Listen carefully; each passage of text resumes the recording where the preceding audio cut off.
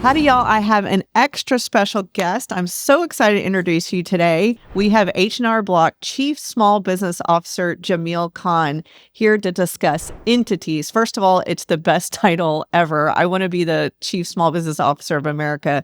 Also, this is a really important topic, y'all, to understand how to form your business. So I'm so excited. Let's welcome Jamil. Thank you very much. Thanks for having me on. Well, first of all, I love small businesses so much. I would love to be the global small business officer because I just would visit every single Main Street shop I possibly could. Do you love your job? I do. I have a real passion for small businesses. It started about 15 years ago in a prior job. We were very focused on small businesses, had a ton of focus groups. I just see how hard they work, how much they struggle. And as I learned more, I see how much they just drive the American economy. They're responsible for about 50% of all employment, non-governmental employment in the US, and just super passionate about helping them succeed and thrive. Right. I think a lot of people don't realize, maybe a little bit more after COVID, but I mean, it's your coffee shop, it's your restaurant, it's your childcare center, it is your local grocer. I mean, it is the fabric of America. It's everything. It's your dentist. It's the local store. There's just so many examples I can come up with. Your landscaper, hairdresser, everything else. So yeah, it's a really big deal. And you touch and interact with small businesses every single day. Yeah, and it's your friends, your neighbors, your relatives, right? For I sure. think the familial side of it is so special, right? Yeah, You, absolutely. so small business owners, they first of all, there's 5 times the amount launching right now in America. And one of the questions that they're always asking us at Hello Alice is what kind of structure, right? How am I an LLC? Am I a C-Corp? And it can be somewhat complex. I mean, why should a small business owner carefully consider their business structure? Yeah, that's a great question. And it's not an easy question to answer as well. So, when starting out, many business owners choose a sole proprietorship Mm. or general partnership because they're simple and inexpensive. There's little paperwork, no state filings, and quick to set up. However, the simplicity comes with trade-offs. Mm. Structures do not provide personal liability protection, meaning your personal assets could be at risk if the business faces legal or financial trouble. Just imagine losing your house Oh, because of a business mistake. It sounds extreme, but it can happen. And the structures I just talked about offer limited, liabilities I just talked about, but also limited tax flexibility and make it harder to attract investors as well. yeah. And I mean, do you have other advice? Because that just broke my heart, right? Just thinking of like my It's scary. favorite coffee shop, Yeah. where I live in Healdsburg, and the owner losing his home, like I would die. I mean, what can they do to address these problems? Yeah, to address these issues, many business owners will form an entity with the state where they operate. And the two most common forms of entity are a limited liability corporation, or many people know them as LLCs, Hmm. or a corporation. And both of these structures provide liability protection, which means, any damages or liabilities are limited to the business. And they also make the business more attractive to potential investors. And additionally, they give you flexibility in how your business is taxed and can be advantageous from a tax point of view. Okay, we always talk about taxes on the big idea, and Cool. I mean it's tax season, so changing your business structure, it will affect how you're taxed. Is that? I mean, you Yeah. really have to think about that way, right? Yeah, this is where it gets interesting. You're gonna have to hang with me for a little bit as I get into some I'm of my with you. tax. I'm bated breath Oh, on you ready? taxes. So this is where it gets interesting, a little complex. You'll have to bear with me, but this should pay off, and taxes really matter. So you can choose to have your income flow directly to your personal tax return by electing to be taxed as a partnership, a disregarded entity, or an S corporation. This means the business won't pay any tax and the owners will. So it'll just flow directly to you. I mentioned the term disregarded entity. That just means that the IRS ignores the entity for tax purposes. Another thing to mention is that for disregarded entities or partnerships, the owners will have to pay self-employment tax Hmm. on their share of the business earnings. But if they choose to be taxed as an S corporation, you don't have to pay any self-employment taxes on a portion of your earnings.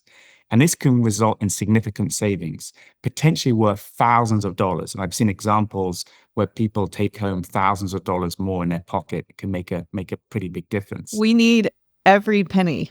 I Yeah, mean, right now too, I mean, things are so expensive, and that's why all of this is so important. And it can absolutely. be exciting when you when you're doing your taxes and you can find money, right? Yeah, You're owed. it can be pretty significant. Alternatively, you can elect to have your business pay tax on its income by choosing a C corporation status.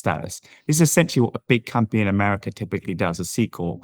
And for owners that want to reinvest profits in the business by choosing C corp, it can work out really well. Hmm.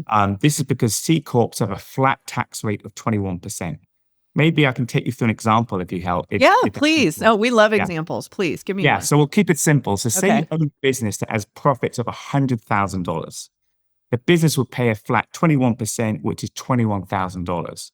If the owner took a dividend of the remaining 79,000, they would likely pay a 15% tax on a dividend tax on that.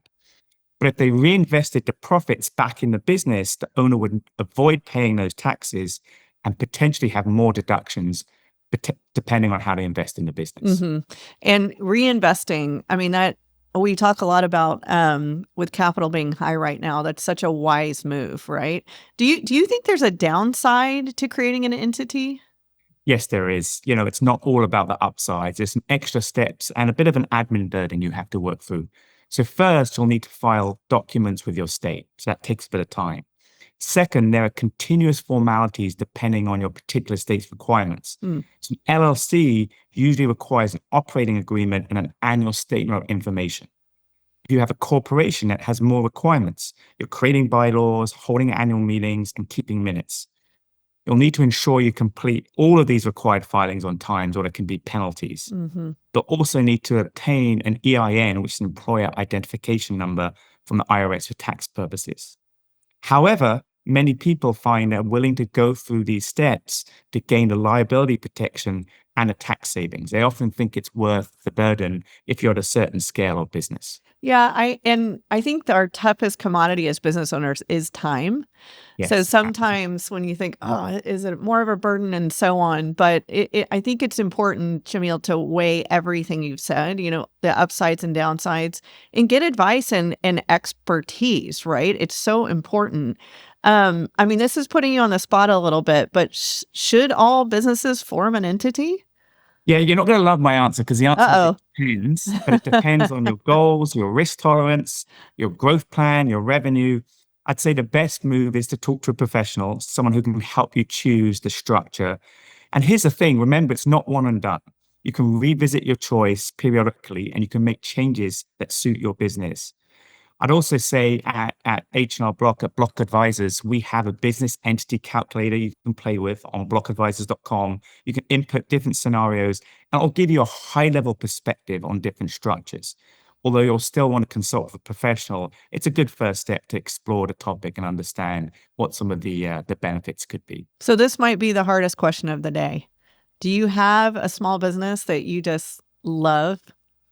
Oh, it's a good question. I don't think it's like choosing your favorite child. Yeah, I think yeah. there's too many. I'll probably choose, but there is one I really like. So I love my food. Ah, And you're holidays are foodie. coming, and I eat a lot of cheese around the holidays, like Okay, fine cheese. So there's this okay. great cheese store in the town next to me that I go to, and my wife tries to limit how much I spend. I get all these French and British cheeses, so that's one of my favorites, and it's just an amazing small business. It's been part of the community for decades, I believe. So, Hmm. yeah, it's got to be something to do with food. It would be either cheese or it would probably be a chocolate store. Oh my But gosh, you're talking my language now. oh yeah, that's what I'm into. So. Well, Jamil, I'm so grateful for all this advice today. I really encourage small business owners to use y'all's tools, do the homework. I know it takes more time, but it'll save you money and time in the long run. And we just appreciate your advice, Jamil. And again, I'm going to steal your title of Chief Small Business Officer for America. I want that. Absolutely, you can use that, and it's a really, really fun job. And just helping small businesses thrive is something that drives me. Well, So, thanks, buddy. Thanks for coming on thank The you. Big Idea. Oh, thank you for having me. Thank you.